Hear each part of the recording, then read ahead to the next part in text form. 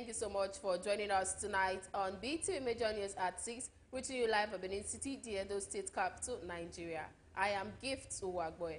And now to the news in details. The member representing Oedo Federal Constituency in the House of Representatives, Honorable Engineer Esosa Iyawe, has moved a motion calling for an urgent investigation into the arbitrary increase in subscription prices by MultiChoice. Honorable Iyawe, while moving the motion during plenary, expressed concern over the dominant position of MultiChoice in paid TV increase, which always have a widespread impact and put consumers under undue pressure. BeeTv tells us more. Moving a motion of urgent public importance during plenary session, Honorable Engineer Esosa Iyawe, member representing Oedo Federal Constituency, raised concern over MultiChoice recent price hike, noting that the 20% to 25% increase in subscription prices would be the second time in less than a year, as the last hike was in May 2024, which he said sparked public outrage, forcing many Nigerians who were already dealing with rising cost of living to ditch their decoders, even as they lamented the lack of competition in the pay TV sector. Mr. Speaker, the House notes that MultiChoice, the owner of pay TV options DSTV and GoTV, recently announced an increase in the prices of all their packages in Nigeria, citing prevalent economic factors leading to increase of operational costs as their reason for the proposed increase. The House also notes that 20% to 25% hike in subscription prices would be the second time in less than a year, as the last hike was in May 2024. Mr. Speaker, the House is concerned that the increase in May 2024 sparked a public outrage, and many Nigerians who were already dealing with rising costs of living were forced to ditch their decoders, even as they lamented the lack of competition in the pay TV sector. Honorable Engineer Esosa Iyawe expressed concern over the backlash against MultiChoice recent subscription price hike, which he said has triggered widespread criticism from subscribers whom have taken to social media to express their frustration over frequent price increase without the corresponding improvement in service quality, and also on the seeming aloof stance of the government towards the situation. In the position of MultiChoice in pay TV, price increase always have a widespread impact and puts customers under undue pressure. Mr. Speaker, the House is worried that most recent hike in subscription prices announcements has triggered widespread criticisms from subscribers, many whom have taken to social media to express their frustration over frequent price hike without a corresponding improvement in service quality and the seeming aloof stance of the government towards this situation. Mr. Speaker, the House resolves to call on MultiChoice to suspend their proposed increase in subscription prices in Nigeria, pending exhaustive investigations. Consequently, the lawmakers adopted Honorable Engineer Esosa Iyawe's motion and called on MultiChoice to suspend the proposed hike pending an exhaustive investigations, as it has mandated the House Committee on Comments to investigate the arbitrary increase in subscriptions by MultiChoice and ensure the implementation of cost-effective policies in the pay TV sector for consumers in Nigeria, and report back within 4 weeks for further legislative actions. Best Orator reporting for BeeTv News.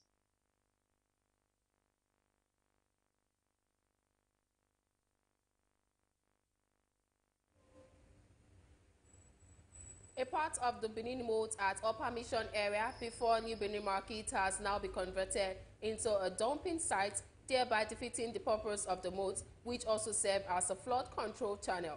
The heap of refuse, which is now extended to the pedestrian walkway, is also creating an offensive odor in the environment. BeeTv News Glorious Isirame reports that the locals are calling on the Edo State Waste Management Board to evacuate the refuse before the rain sets in fully. The report.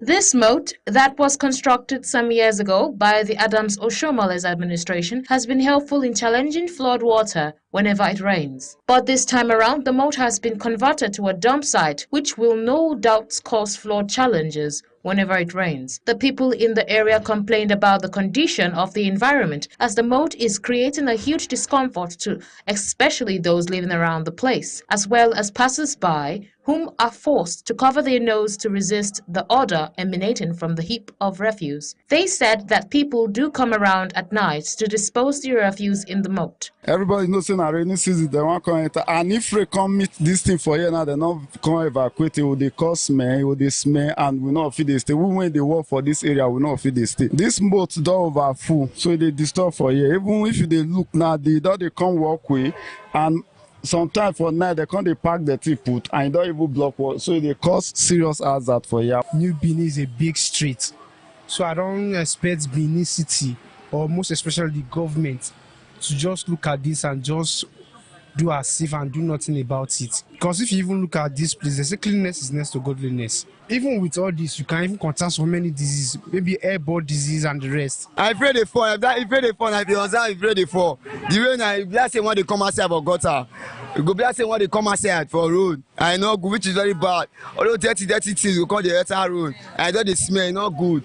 I bet me they take care of the motor. I beg. If I tell them that they see do for us, we the driver for you, we still appreciate. They appealed to the government to clear up the moat as soon as possible to prevent further health issues for the people in the environment, also before the next rainy season. Like this particular moat we did this place, so we would like government to do something about it, because rainy season will soon start now.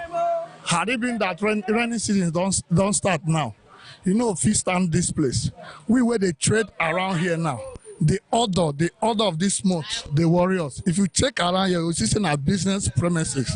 So we'll beg government, make government try to do something about this moat. Government should really do something about this, because this is our city. Nobody can maintain it for us if we don't maintain it. Make government come help us, make the party thing come on for here, so that me know the cost hazard. The Managing Director, Edo State Waste Management Board, Honorable Lucky Enehita Inegbenei, who spoke with BeeTv News with regards to the refuse in the moat, said that they have visited the location, adding that the residents in the area should cooperate with the agency to keep the environment clean by desisting from further dumping of refuse into the moat. He also assured that the matter would be looked into immediately. Some of these things are actually produced by the same people in that environment, yes. The resident that is not complaining are the same people dumping the waste in that very place. But however, like I said, we are on it. Yes, we are going to, we attempt to embark on a special intervention in that place. And I also want to appeal to the people to stop dumping the refuse in the moat. Rather, they should patronize our waste managers. We have my waste manager in that area. But some of them, they refuse to, they don't want to patronize him. Rather, they want to be dumping their waste in the moat. So the good news also for them is that we have our team in place. JRT is coming on board, but currently we have a roving team. So from tomorrow going, they are going to be patrolling that area. And so why we also start up the evacuation we intend to do. Residents should be hopeful and patient as the Edo State Waste Management Board promised to take action. Glorious Isiramen reporting for BeeTv News. Respondents in Benin are predicting what would likely be the outcome of the Edo State Election Petition Tribunal after parties adopted their final written addresses on Monday. BeeTv News Freeman Osawe reports that some respondents said they are optimistic that the judiciary will uphold the rule of law and justice in giving the right verdict. The reports. The Edo State Governorship Election Petition Tribunal, which was sitting in Benin City, the state capital, relocated to the Federal Capital Territory in January this year, and since then, no single case of violence had been reported, unlike what happened in Benin City. And now, the Election Petitions Tribunal has come to the final stage where everyone is now waiting for the Justice Wilfred Bochi-led remand panel to deliver judgment. Respondents in Benin City who spoke with BeeTv News maintained that they believe that the panel will ensure justice is done by taking a critical look at the evidence provided by parties. Others, however, said they do not expect anything from the tribunal, saying that it might not be any way different from previous outcome in court. I'm from Edo State, and I casted my vote as an electorate. And when the result was published, we saw what happened. People reacted. You know, they said the voice of the people are the voice of God. And the matter has reached tribunal for some time now, and we are waiting for the results. I think on the 3rd of March, they all went there for their summary, So we are waiting for the result. You too, you are from this state? Yes. We all know where we casted our votes, and we are also expecting the result to follow suit. The judiciary, they know what they are doing. They are professional in that area. Expecting victory and for the electoral petition tribunal, and for those people who we will defeat on that day of the judgment day, they should accept it. And when you look at all the vehicles across here now, you see that rescue. Why are we calling rescue? Rescue means that the state was in a state of depreciation, and now the state is now repair in a greater height. Residents of Edo State are anxiously waiting for the verdict day, but before then, hopes are high and all eyes are on the election petition tribunal. Freeman Usawi reporting for BeeTv News. The Minister of Interior, Olubimi Tunji Ojo, has highlighted the growing importance of civil defense and safeguarding human lives, supporting sustainable development, and protecting critical national assets and infrastructure. The Nigerian Security and Civil Defense Corps commemoration, the 2025 International Civil Defense Day organization, with a call for collective action, international cooperation, and community engagement in strengthening civil defense and disaster risk reduction efforts. BeeTv News Best Storyteller has more. The International Civil Defense Day is observed globally in March, with this year's theme as Civil Defense, Guarantee of Security for Population. The highlight of the day saw civil defense teams conducted large-scale emergency drills, showcasing their ability to respond to natural disasters, fires, and other crises. The Minister of Interior, Olubimi Tunji Ojo, who was represented by Secretary of the Civil Defense Correctional, Fire and Immigration Services Board, Abdulmalik Jibrin, emphasized the increasing frequency and the severity of security threats worldwide and the need for collective action, international cooperation, and community engagement in promoting civil defense and disaster risk management and reduction. In recent years, the world has witnessed an increase in the frequency and severity of security threats. This trend have highlighted the importance of civil defense in protecting human lives, promoting sustainable development, and promotion of protection of critical national assets. The Commandant General of the Nigerian Security and Civil Defense Corps, Ahmed Audu, highlighted the importance of collaboration among security agencies and stakeholders to create a safer world, while reiterating the commitment of the Corps in protecting critical national infrastructure and strengthening physical security measures. Civil defenders, we should be seen to be proactive rather than reactive. Hence, they need to work out modalities and develop strategies towards preventing threats and enhancing safety and security.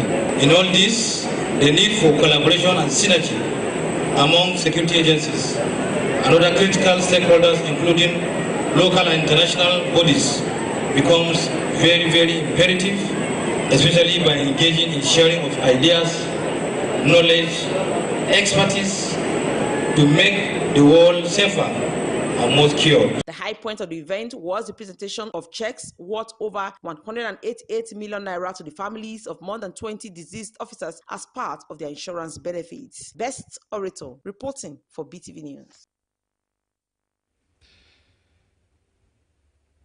Canadian Prime Minister Justin Trudeau has supported Donald Trump's tariff on his country as well as China and Mexico.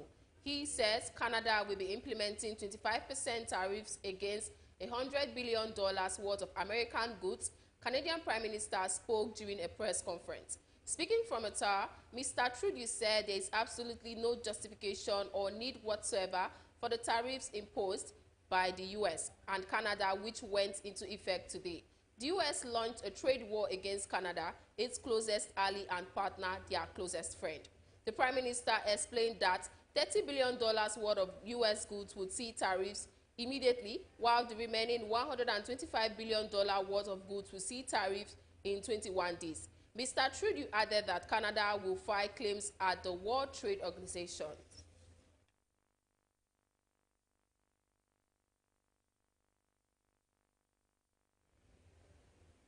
Despite the hard work and resilience of Nigerian farmers, one major challenge that still stands in their way is the success of the post-harvest, lost largely due to limited access to markets. However, for a tomato farming community in Bagua local government area of Kano State, things are beginning to improve and farmers are now able to connect with buyers through the special agro-industry zones.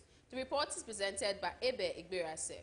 The Special Agro-Industrial Processing Zone is an initiative of the Federal Ministry of Agriculture designed to drive agricultural industrialization, capitalizing on the unique crops and comparative advantage of each participating state. In Kano, more than 1,000 farmers have been selected to participate, focusing on both rice and tomatoes value chain. Ibrahim Sani, a seasoned mentor farmer from watering cluster with nearly 20 years of experience, is among the 504 farmers who have received training on base agronomic practice and input through this program, is now reaping the benefit of knowledge gained.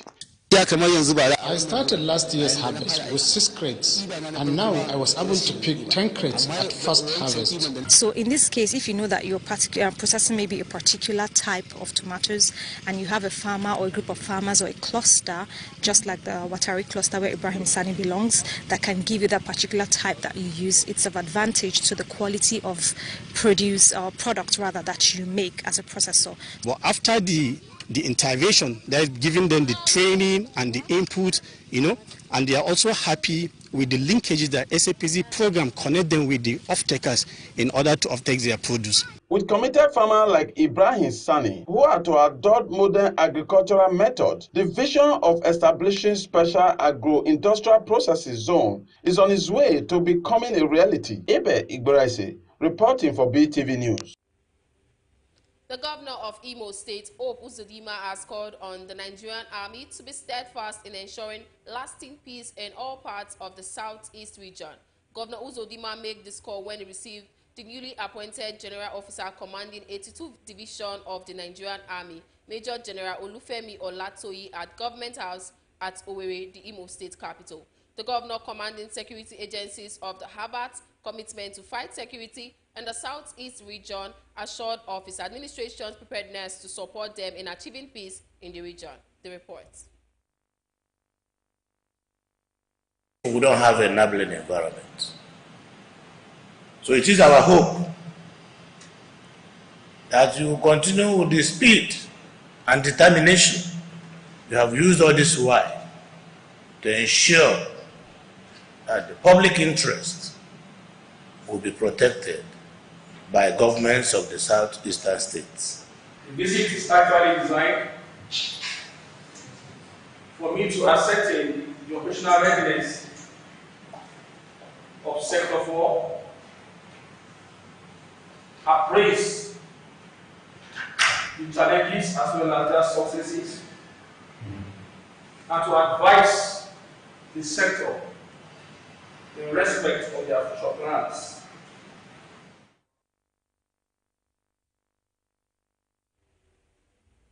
In a heartfelt effort to support vulnerable communities during the holy month of Ramadan, Jigawa State Governor Umar Namadi has initiated a comprehensive palliative distribution program.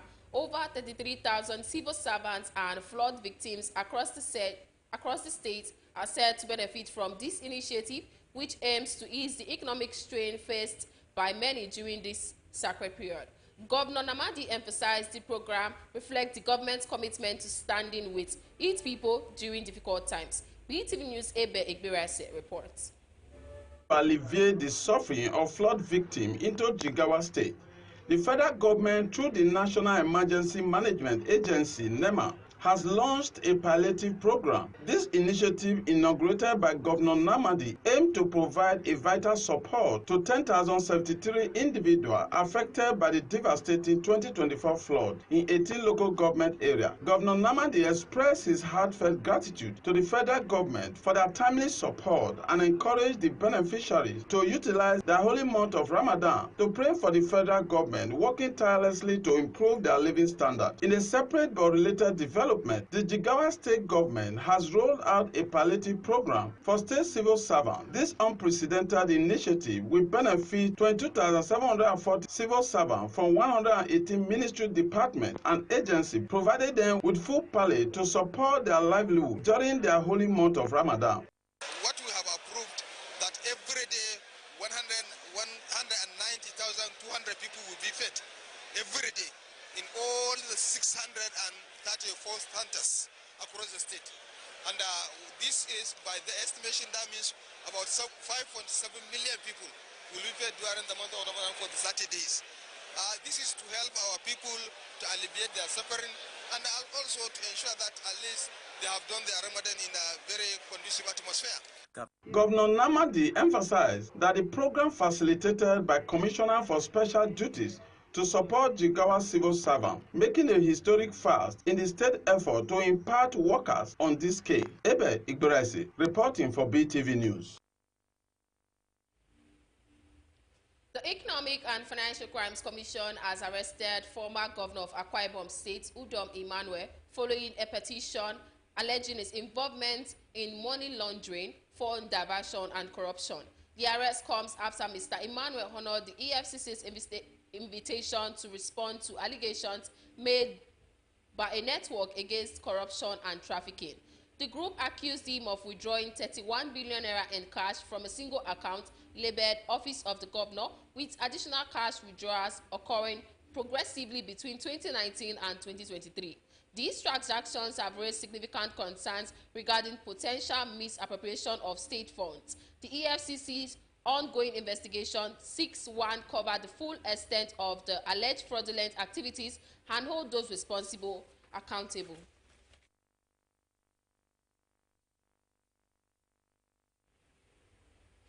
The Attorney General of the Federation, AGF, and Minister of Justice, Chief Lateef Fagbemi, SAN, says the federal government is committed to ensuring that human rights are respected in the country. Fagbemi gave the assurance when he received the Special Independent Investigative Panel report on allegations of human rights violation during counter-insurgency operation in the Northeast. BeeTv News' Harmony Agbafo has more. The Nigerian government remains committed in upholding the rule of law and principles of justice as it confronts challenges of insurgency in the Northeast. While the Nigerian armed forces are ensuring the military operations are conducted with the highest regard for human rights, Attorney General of the Federation and Minister of Justice Lateef Fagbemi, while receiving the report on Special Investigation Panel and human rights violation during the counter-insurgency operations in the Northeast. That is the Attorney General Federation and Minister of Justice Lateef Fagbemi receiving the report of Special Investigation on Human Rights Violation on Counter-Insurgency Operations in the Northeast. The report embodies 18 months of dedicated investigations in response to allegations leveled against the Nigerian Armed Forces reported in December 2022. Recognizing the importance of transparency, accountability, and adherence to our obligations under international law, the government, through the National Human Rights Commission, constituted a special independent investigative panel to thoroughly examine the claims. This decisive action highlights our commitment, or underscores our commitment to due process and protection of human rights within our security framework. The National Human Rights Commission has, in addition, embarked upon a series of public consultations and conversations on the report.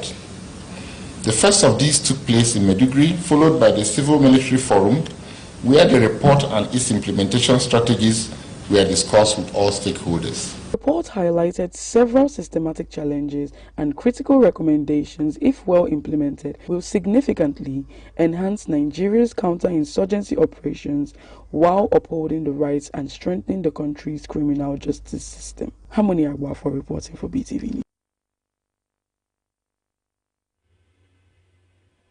The recent exit of 3 countries from the regional bloc of ECOWAS is at the top agenda of its parliamentary group opens first extraordinary session and first parliamentarian seminar for the year 2025 in Lagos, Nigeria. The joint opening ceremony, which brings together community parliamentarians and key stakeholders to discuss current legislative matters, is also to assess the successes and challenges 50 years after the formation of ECOWAS and 25 years of its legislative arm. BeeTv News' Esoe Osemige has the story. It's the first extraordinary session parliamentary seminar of the ECO House Parliament for the year 2025. It also serves as a moment to celebrate the 50th anniversary of the ECOWAS Commission and the 25th anniversary of its parliament. Speaker of the Parliament, Memonato Ibrahim, emphasized the importance of having strong institutions and buildings on the feats achieved so far despite challenges in the region. She also draws attention to the need to deepen economic integration, which she describes as being essential for building a brighter future for West Africa. ECOWAS set up several initiatives to stimulate economic growth and facilitate intra-regional trade, as well as free movement of goods and services.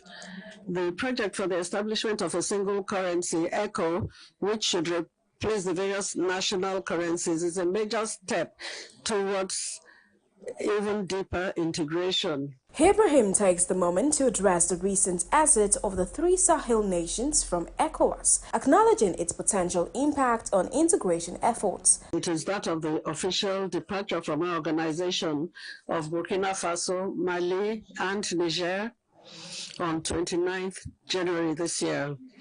In spite of the fact that this withdrawal could slow down the community integration process, we must understand the root causes of this decision. The political and security context in these countries has evolved radically in recent years, with security challenges and internal tensions, which led to a strategic repositioning of their governments. Instability and the fight against terrorism, good governance, and management of national resources are key factors in this matter. The first Deputy Speaker of the ECOWAS Parliament and Nigerian's Deputy Senate President, John Bing Barrow, expresses optimism that the session will yield positive results. Governor of Lagos State, Babajide Sanwo-Olu, emphasized the resilience and collective will of the people in shaping ECOWAS into a dynamic regional organization. So as we reflect on the achievements of the past 50 years, we must also look to the future with renewed determination. The challenges we face are significant, but so are the opportunities that we have to build a brighter future for West Africa. We must, therefore, 1, strengthen our institutions to ensure they are responsive, they are inclusive, and they are effective. With the theme, ECOWAS Commission at 50 and Parliament at 25, reflections of the community parliament towards attaining regional integration, it is expected that a 4-day session will provide a platform for policymakers to assess programs and strategies on strengthening the regional bloc amidst emerging challenges. Esoe Osemige, reporting for BeeTv News. Respondent gives reason for marrying early or marrying late, which is a concern to many families, thereby leading people to make wrong choices. BeeTv News' Glorious Isirame has more. Many are of the opinion that marriage is based on individual choices and readiness, while others in the society hold highly the age at which adults should be married and gave different reasons. Some members of the public spoke on their views on the age for marriage, for both men and women in the society. And the ideal age a woman can actually be married, to me, is around basically that, first of all, when you're financially stable for anybody, but according to our Nigeria term, for a woman should be like around 25 years old. Then for a man, at most, it should be around that kind of 27, 28. It will be good for a couple to get married.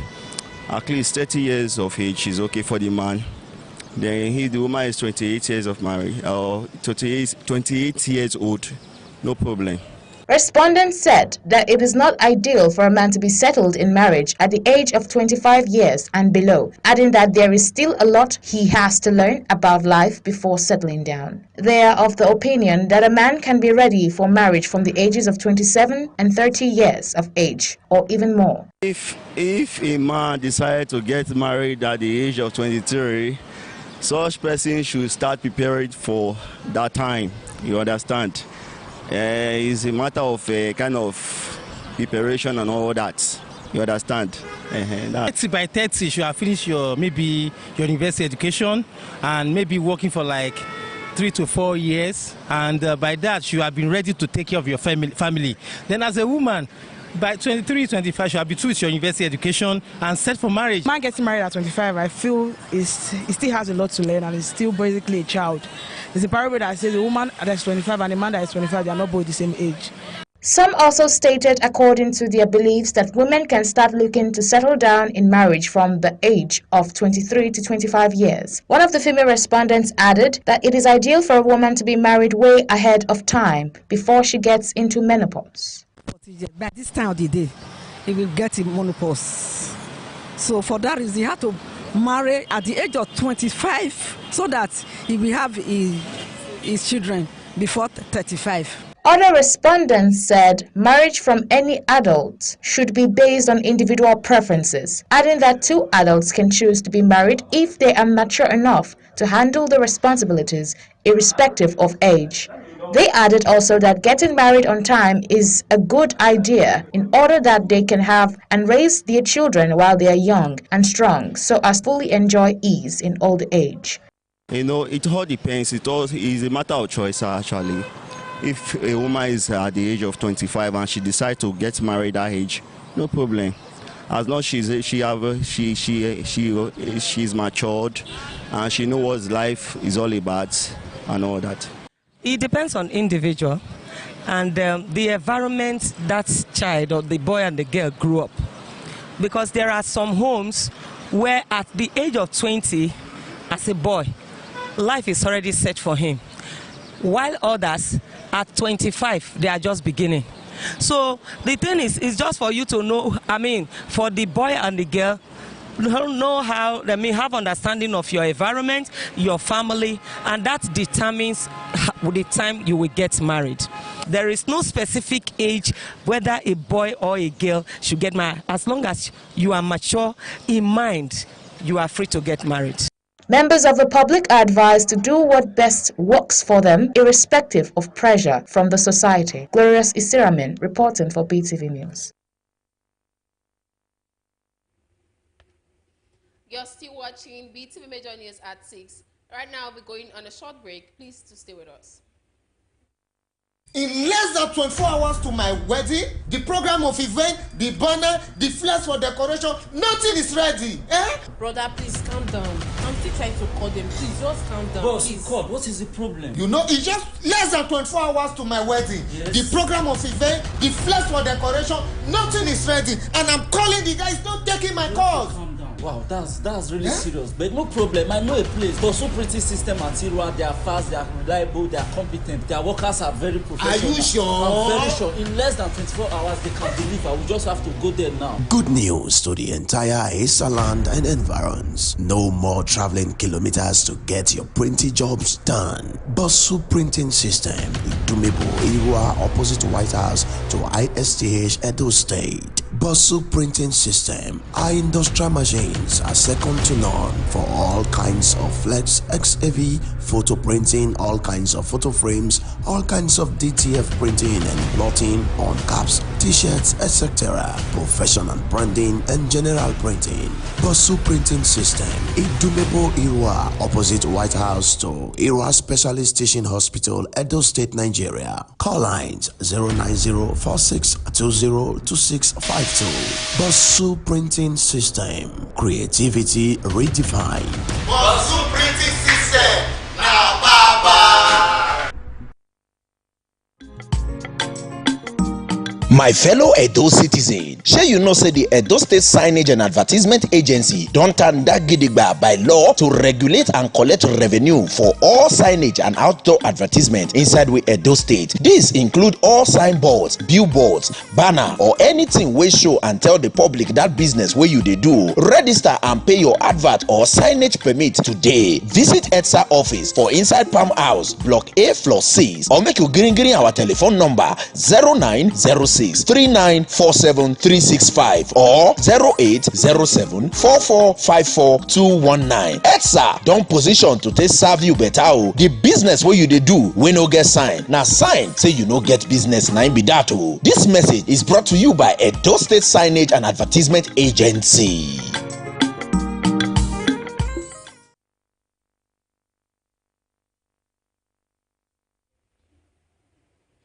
Welcome back, and thank you so much for staying with us. Moving on to business, the Nigerian government has confirmed that a new payment platform, the Treasury Management and Revenue Assurance System, will replace Remita as the government's revenue collection facility from Tuesday, March 4th, 2025. BeeTv News' Belum Mukoro has details of this and more from the business world.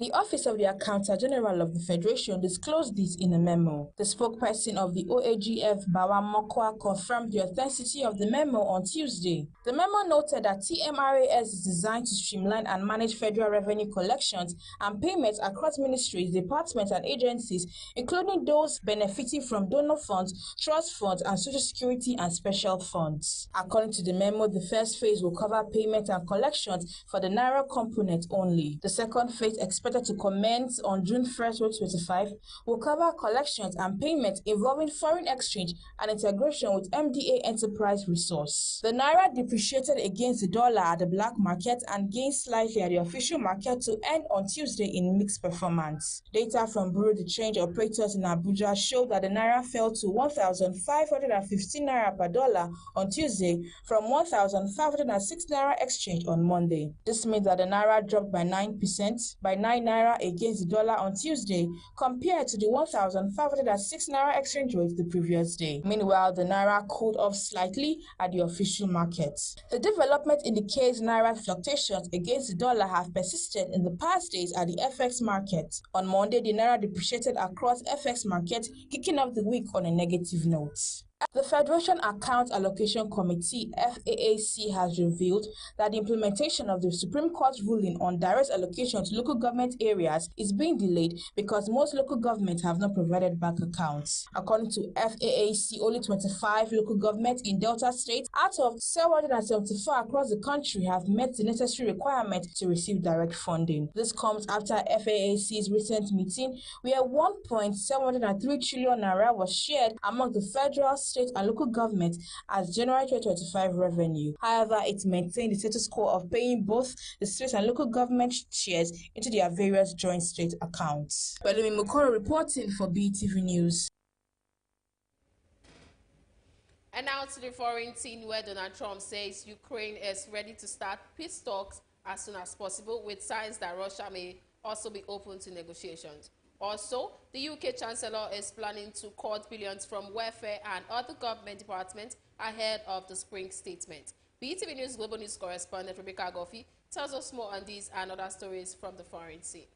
Speaking to Congress, Trump read a letter he said was from Ukraine's President Volodymyr Zelensky, echoing a message Zelensky had posted earlier on X. Zelensky could soon visit Washington again, as French President Emmanuel Macron is considering another White House meeting with him and UK Prime Minister Keir Starmer. Despite Trump's softer tone, he has not indicated that he will resume military aid to Ukraine, according to correspondents. Meanwhile, the UK Chancellor is planning to cut billions from warfare and other government departments ahead of the spring statement. The Treasury will present these proposed cuts to the Office for Budget Responsibility (OBR) on Wednesday. This comes as financial pressures, including trade tariffs, inflation, and borrowing costs, have wiped out the £9.9 billion financial buffer identified in last October's budget. The government has pledged to reduce debt as a share of the economy and only borrow for investment, not daily expenses.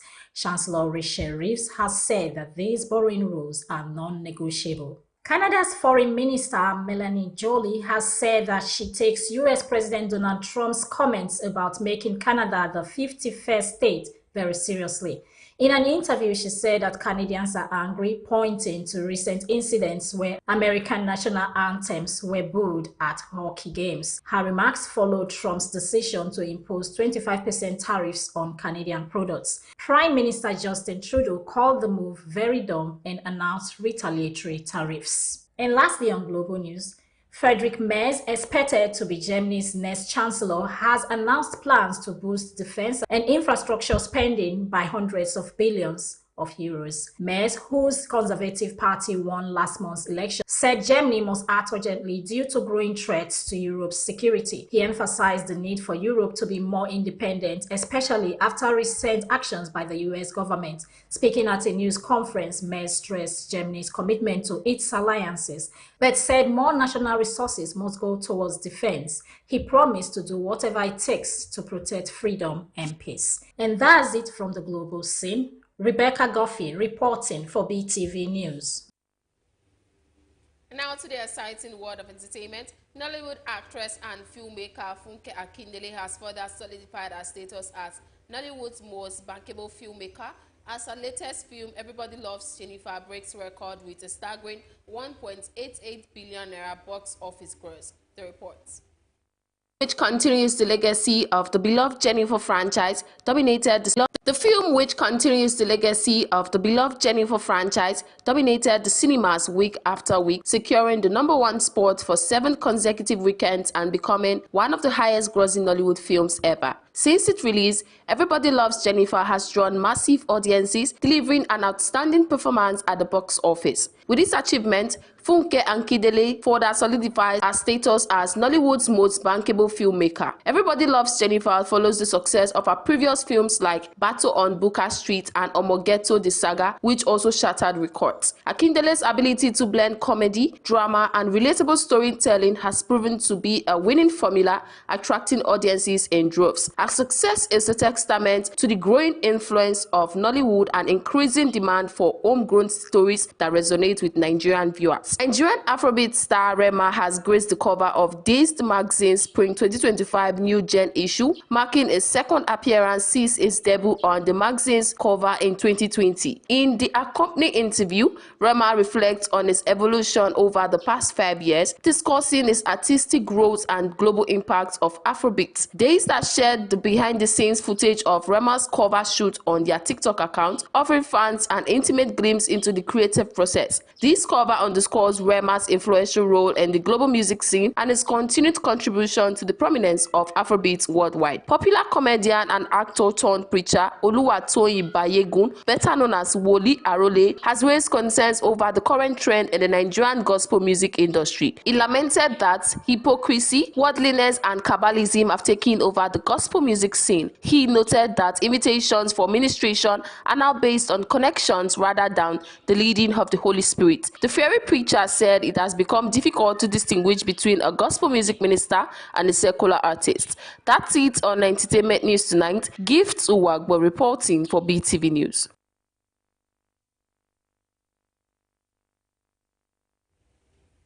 And now talking sports, defending champions Real Madrid edged Atletico Madrid to take 2-1 lead into the Champions League last 16th second leg. Let's now join our sports correspondent, Freeman Osawe, who has more on these and other trending sports stories. Superb goal from Brahim Diaz helped Real Madrid maintain the dominance of its Madrid debut on Europe's biggest stage with a 2-1 victory over bitter rivals Atletico in the first leg of their Champions League last 16th hour. Real Madrid are taking an early lead in the 4th minute at the Bernabeu Stadium through Rodrigo, but Julian Alvarez levered it for Atletico with a stunning shot in the 32nd. However, although Diego Simeone's Atletico, who lost in 2014-2016 finals against their bitter rivals, kept stars Vinicius Jr. and Kylian Mbappe quiet, the stick came up short. LeBron James finished with 34 points and became the first player to score 50,000 combined points in the regular season and playoffs, and the Los Angeles Lakers extended their longest winning streak in 4 years to 7 games with a 136-115 victory over the New Orleans Pelicans on Tuesday night. Luka Doncic had 30 points, 15 assists, and 8 rebounds for the Lakers, who have won 17 of 20 to move into second place in the Western Conference at 39-21. Jackson Hayes had a season-high 19 points and 10 rebounds as Los Angeles won its second straight without injured quarters. Austin Reeves and Ryu Hachimura. Zion Williamson scored 7 points for the 14th place Pelicans, who went 2-2 on their encouraging road trip. Trey Murphy III added 19 points. James surpassed his latest milestone with a 3-pointer early in the first quarter. Lakers fans gave a standing ovation moments later to James, who acknowledged it with a wave of his hand. Bronny James played the final 4-1 scoring points in the first NBA action since February 12. Doncic 70 points in the first, where he's most in a quarter this season. The barrage was alerted by 3-pointers on 3 consecutive possessions. James is the only player in NBA history to top 45,000 combined points, let alone 50,000. Kareem Abdul-Jabbar is second with 44,149 points. Liverpool have been dealt a fresh injury blow to their front line ahead of their Champions League clash with PSG on Wednesday. The Reds are on track for a hugely successful season under Arne Slot, looking destined to win the Premier League in his first campaign since replacing Jurgen Klopp as boss in the summer. Reds boss Arne Slot may have to play the game without one of his stars forward after the wide man was dealt an injury blow that could rule him out of the match. Cody Gakpo has recently returned to fitness after missing 2 matches against Wolves and Aston Villa last month, coming off the bench in the wins over Manchester City and Newcastle. But Slot has revealed it will be a late call on whether he can feature against the French champions, potentially leaving the Dutchman a man light when it comes to his forward options. And that's it on Sport News. Freeman Osawo reporting for BeeTv News. And that's the size of our news package for tonight. Many thanks for joining us. My name is Gift Owagboy. Have a good night.